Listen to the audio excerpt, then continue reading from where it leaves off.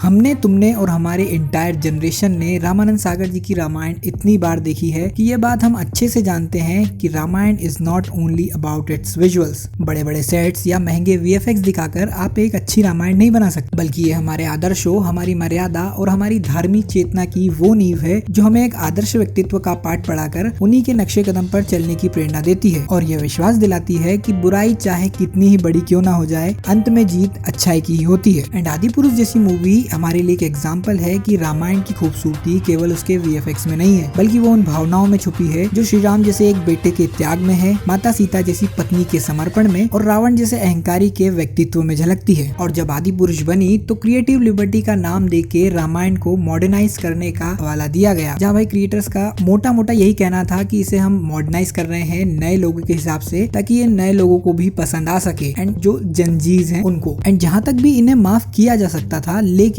रामायण अगर रामायण किसी वजह से है तो वो है इसके आदर्श और इसकी भाषा की विनम्रता, जो कि पूरी रामचरितमानस की बुनियाद है। और इनकी पिक्चर में तुमने भाषा की विनम्रता तो देखी ही होगी। कपड़ा तेरे बाप का।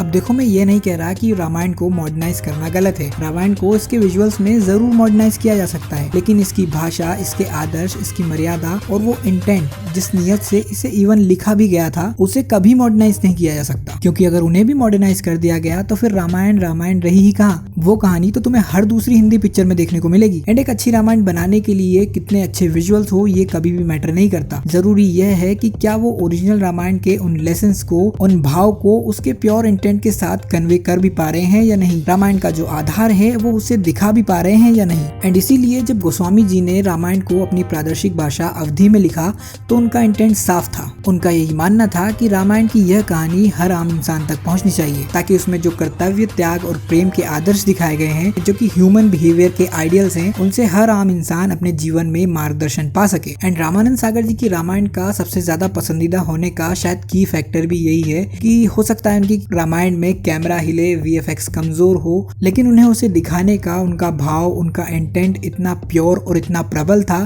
कि आज भी हम रामानंद सागर जी की रामायण से ऊपर किसी को नहीं मानते। और आज जब हम रामायण बना रहे हैं तो हमें ये बात का ध्यान रखना बहुत जरूरी है कि एक परफेक्ट रामायण बनाने के लिए तकनीक से ज्यादा भावना मायने रखती है, जिसमें रामायण के आदर्शों की झलक हो, जिसमें शब्दों की गरिमा हो एंड जहाँ हर संवाद सुनकर यह लगे कि ये कोई स्क्रीन पर चल रही कहानी नहीं, हमारे संस्कारों की गाथा है। और इसीलिए रामायण के फर्स्ट एपिसोड में ही अशोक कुमार जी द्वारा यह क्लियर कर दिया गया था कि रामायण की कहानी कोई कहानी नहीं है, इसके पात्र कोई आम पात्र नहीं है, वो हमारे जीवन के मूल्य हैं जो हमारे जीवन में हमारा मार्गदर्शन करते हैं और हमें ये बताते हैं कि सत्ता से बड़ा कर्तव्य होता है और प्रेम से ऊपर मर्यादा। एंड यही वजह है कि रामायण को जब पहली बार लिखा गया था तो उसे रिलीजियस वे में लिखा ही नहीं गया था। जब वाल्मीकि जी ने रामायण संस्कृत में लिखी तो उन्होंने श्री राम को भगवान न बताकर एक मर्यादा पुरुषोत्तम मानव के रूप में चित्रित किया था, जो कि एक आदर्श व्यक्तित्व का मापदंड बने और जिनसे आम जन प्रेरणा ले सके कि एक आदर्श मनुष्य को कैसा होना चाहिए। अब चूंकि वाल्मीकि जी द्वारा लिखी गई रामायण संस्कृत में थी तो ये इतने लोगों तक नहीं पहुंच पाई। एंड जब गोस्वामी जी ने इसे अवधी में लिखा तो ये काफी लोगों तक पहुंच गई, क्योंकि अवधी भाषा जो थी वो बहुत ज्यादा लोकल थी और काफी ज्यादा लोग बोलते थे। एंड इसीलिए हम आज भी गोस्वामी जी की रामायण को अधिक जानते हैं वाल्मीकि जी की रामायण से। एंड जब गोस्वामी जी ने रामायण लिखी थी तो उन्होंने श्री राम को एज भगवान लिखा था, एंड जिसकी की वजह से हम आज उन्हें भगवान के रूप में देखते हैं। बाकी नितेश तिवारी जी की रामायण से बहुत सारे लोग बहुत सारी उम्मीदें बांध के बैठे हैं एंड हमें आशा है कि भाई ये उन उम्मीदों से ऊपर ही डिलीवर करेंगे। बाकी रामायण पे ये मेरे विचार थे भाई, अपने आप जरूर से बताना कमेंट में। एंड वीडियो अच्छा लगा हो तो लाइक वाइक कर देना एंड ज्यादा अच्छा लगा हो तो सब्सक्राइब कर देना। मिलते हैं अगले वीडियो में।